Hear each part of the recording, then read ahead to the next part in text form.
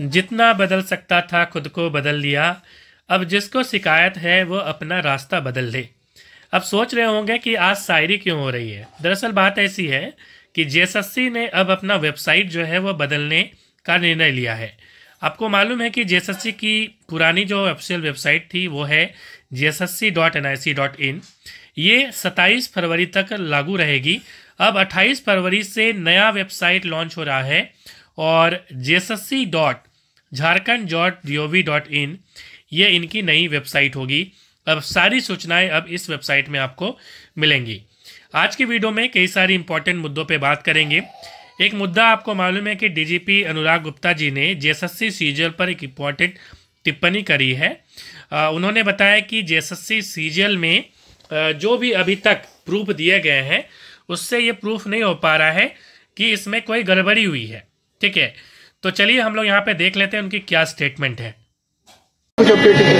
CGL वाले में देखिए, हम तो अभी उसकी जांच करवा रहे हैं और मैंने बार बार लोगों को बोला है कि आपके पास कोई भी एविडेंस हो तो आप प्रस्तुत कीजिए। 50 लोग हमारे पास में आए, फोटो दिखाते हमारे को, ये पेपर लीक हुआ, वो पेपर लीक हुआ। पूछते कैसे हुआ, तो हम ट्रेन में जा रहे थे, बगल में लड़का बैठा था, वो पेपर पे कुछ लिख रहा था, मैंने पेपर का फोटो खींच दिया। तो हम उससे पूछते हैं, भाई जब तुमने पेपर का फोटो खींचा तो व्यक्ति का फोटो खींचा? नहीं खींचा।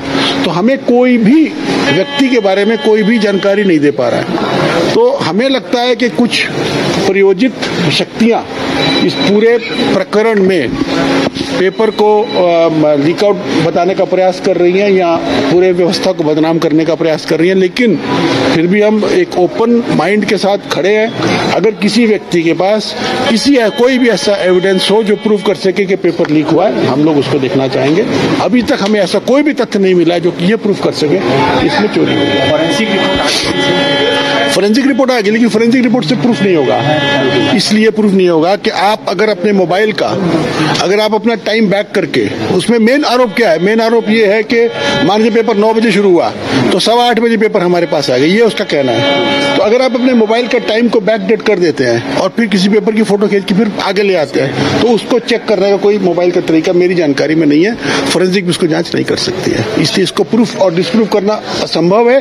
परंतु मेरा कहना है कि जिन लोगों के द्वारा इस प्रकार की फोटोएं, इस प्रकार के तथ्य दिए जा रहे हैं, तो वो क्यों नहीं हमारे को नाम बताते हैं उन लोगों के जिनके द्वारा ऐसा काम किया गया। एक भी नाम हमें अभी तक नहीं बताया गया, एक भी मोबाइल नंबर नहीं दिया गया। सिर्फ इस प्रकार की फोटो दे करके पूरे व्यवस्था को, पूरे इन्वेस्टिगेशन को दिग्भ्रमित करने का प्रयास किया गया है, किया जा रहा है। अब मेरे लिए तो अनुचित है।